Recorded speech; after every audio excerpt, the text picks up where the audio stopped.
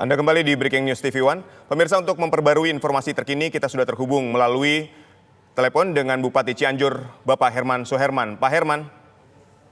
Ya. Baik, Pak Herman, bagaimana dengan jumlah korban saat ini, Pak? Ya, jumlah korban sampai saat ini sudah terdata, yang meninggal sudah 46 orang. Kemudian yang luka-luka, yang sudah masuk ke rumah sakit sayang ini tidak kurang dari 700 orang. Kemudian juga masih banyak warga kami yang masih di tempat masing-masing. Karena aksesnya yang sulit, karena akses jalannya tidak bisa dilalui oleh kendaraan roda 2 maupun roda 4. Begitu laporan terakhir. Baik, kami konfirmasi sekali lagi, Pak. 46 orang meninggal dunia ini yang memang berada dari RSUD Cianjur atau yang dari luar dibawa ke dalam, Pak? Dari RSUD Cianjur, termasuk 4 di Rumah Sakit Cimacan. Baik. Itu. Lalu bagaimana dengan kondisi jalan? Anda katakan masih banyak korban yang belum dapat dievakuasi gitu. Ya, bagaimana dengan kondisi jalan, Pak? Sekarang lagi upaya, lagi evakuasi, alat berat kita sudah ke sana. Yang penting agar bisa mobilisasi bisa lancar untuk diutamakan mengangkut pasien-pasien yang terkena bencana. Baik, ini kan di RSUD Cianjur saja jumlah korban yang meninggal dunia ada 46 orang dan 700 orang terluka. Ya. Ini sebagian besar mereka meninggal kenapa, Pak? Atau terluka karena apa? Karena pada umumnya tertimpa oleh bahan bangunan. Baik. Ada yang kepalanya, ada yang lagi sekolah, anak-anak sekolah, gitu. Baik, lalu bagaimana dengan kondisi saat ini di wilayah Cianjur sendiri, Pak? Di Cianjur sekarang masih mencekam. Yang terdengar adalah nguik-nguik ambulan di mana-mana terdengar. Nah, bisa dikatakan ini ambulan terus dari pagi, terus tadi. Bawa pasien, bahkan bukan ambulan saja, angkutan kota dijadikan untuk menjadi ambulan. Bahkan mobil-mobil bak dijadikan ambulan. Karena kasihan warga nunggu ambulan di tiap desa hanya satu. Betul. Baik, lalu untuk kerusakan sendiri mungkin Anda dapat menggambarkan kepada pemirsa TV One ini seperti apa, Pak? Kerusakan yang terjadi di sana pasca gempa 5,6 magnitudo ini? Kerusakan rata-rata di Kecamatan Cugenang itu rumah rata ambruk.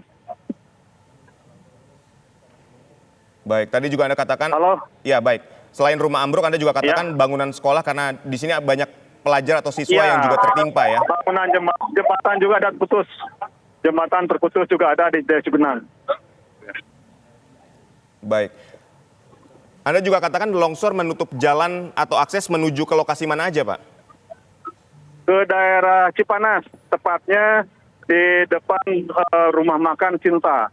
Dan kemudian juga akses yang menuju ke Kecamatan Cugenang. Ini baru kami laporkan, warga ini masih berdatangan terus. Ada yang memakai mobil-mobil angkutan kota, ada yang memakai mobil pribadi, dan juga ada ambulan-ambulan yang pada datang terus-menerus di intinya gitu. Baik. Ini di RSUD Cianjur saja atau ada lokasi lain, Pak? Atau ada RSUD lain yang juga dirujuk untuk membawa korban? Sama di RSUD lain juga. Sama seperti di Cipanas juga rumah sakit Cimacan.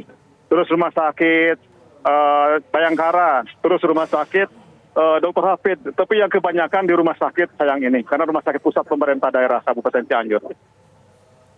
Baik, artinya jumlah 700 orang yang terluka ini juga masih dapat bertambah mengingat ambulans masih keluar masuk bahkan menggunakan mobil bak, betul. Dan kami saat ini sedang membuat rumah sakit darurat yang bertempat di halaman pendopo Kabupaten Cianjur. Sekaligus kita sedang membuat posko darurat di rumah sakit di halaman pendopo Kabupaten Cianjur. Yang dibutuhkan oleh pemerintah Kabupaten Cianjur saat ini adalah pertama, tenaga medis, karena pasien-pasien bergeletakan belum tertangani oleh medis. Dan yang kedua, dokter ahli bedah tulang, karena pada umumnya pasien-pasien itu patah tulang, tertimpa bahan bangunan.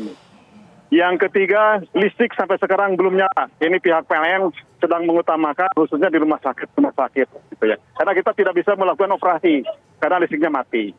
Yang keempat, kita butuh tenda-tenda darurat karena banyak warga rumahnya yang rata.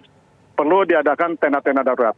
Yang kelima, perlu pangan untuk makan mereka. Karena tuh ini nih masih banyak nih. Nih, awas hati-hati. Tuh yang meninggal juga tuh, ya. Baik. Iya, itu seperti apa yang dibutuhkan oleh warga masyarakat Kabupaten Cianjur. Kita membuka posko di halaman Pemda Kabupaten Cianjur, Jalan Siti Jenab, Kabupaten Cianjur. Baik.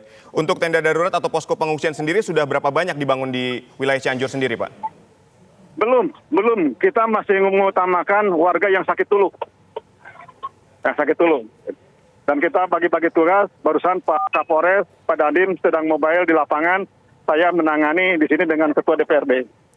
Baik, lalu bagaimana dengan proses evakuasi terhadap korban yang saat ini mungkin masih terisolir di wilayah-wilayah yang terdampak gempa ini? Barusan Pak Kapolres mengutamakan akses jalan akan kita buka dulu. Baik. Sehingga mobil bisa masuk, kita bisa membantu warga masyarakat yang saat ini belum tertangani.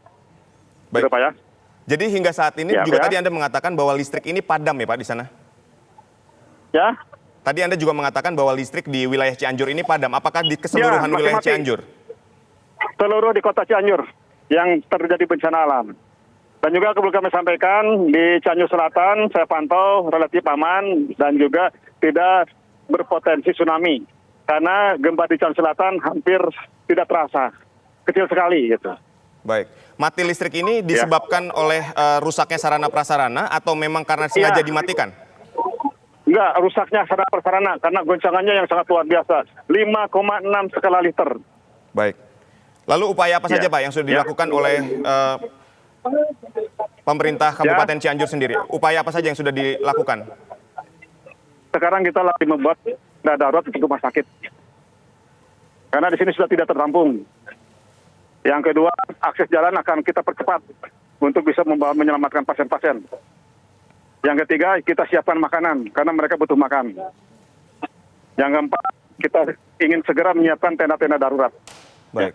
Lalu Masuk sarana air dan sebagainya, ya. baik. Lalu apakah juga pemerintah Kabupaten Cianjur ini menetapkan status tanggap darurat, Pak? Oh ya pasti itu mah otomatis. Otomatis, ya. Berapa lama, Pak? Sesuai aturan kita ya. Baik. Sampai tunasnya berapa hari gitu ya. Oke ya, Pak, Baik. cukup ya. Terima kasih Pak Herman Suherman, Bupati Cianjur telah Oke. menginformasikan kepada kami dan pemirsa. Nuhun. Hingga saat ini 46 orang meninggal dunia dan lebih dari 700 orang juga mengalami luka, dan ini belum termasuk mereka yang terisolir di wilayah-wilayah terdampak dari gempa ini, dan upaya pembukaan jalur, pembukaan jalan masih terus dilakukan oleh tim SAR gabungan untuk mengevakuasi para korban. Dan Breaking News TV One masih akan kembali usai jeda, tetaplah bersama kami.